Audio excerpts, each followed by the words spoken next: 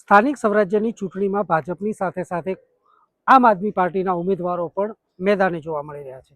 ભાજપ, કોંગ્રેસ અને આમ આદમી પાર્ટીના ઉમેદવારો સાથે વાત કરવાનો પ્રયત્ન કરશું. વાલેર સીટ પરથી આપે શું આશા સાથે ઉમેદવારી નોંધાવી છે?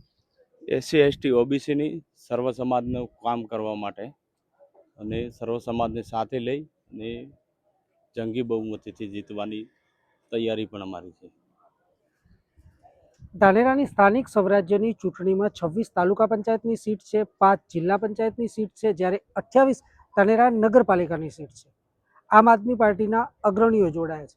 કેટલી સીટ પર આપના ઉમેદવારો લડી રહ્યા છે અત્યારે? અમારી ધાનેરા વિધાનસભાની અંદર જો કે 8 જિલ્લા પંચાયતો છે. એની અંદર 8 જિલ્લા પંચાયત ઉપર આમ આદમી પાર્ટી ગ્રાઉન્ડ ઉપર અને જિલ્લા પંચાયત ઉપર લડી રહી છે, તાલુકા પંચાયતમાં લડી રહી છે, નગરપાલિકામાં લડી રહી છે. સૌથી મોટો સવાલ એ કે અત્યાર સુધી ભાજપ અને કોંગ્રેસ દ્વારા ઉમેદવારોને મેન્ડેટ આપવામાં નથી આવ્યા. એના પાછળનું રહસ્ય કઈ? એના પાછળનું રહસ્ય તો હવે એમની ખબર. આપણે તો આપણા જે સક્રિય કાર્યકર્તા હોય એમને તો અમે એડવાન્સમાં જ આપી દેલા છે. ભાજપ અને કોંગ્રેસ દ્વારા ઉમેદવારોને મેન્ડેટ આપવામાં નથી આવ્યા, પરંતુ આમ આદમી પાર્ટી દ્વારા સક્રિય કાર્યકર્તાઓને પહેલેથી જ મેન્ડેટ આપી દેવામાં આવે છે, જેથી ઉમેદવારોમાં પણ ઉત્સાહ જોવા મળી રહ્યો છે.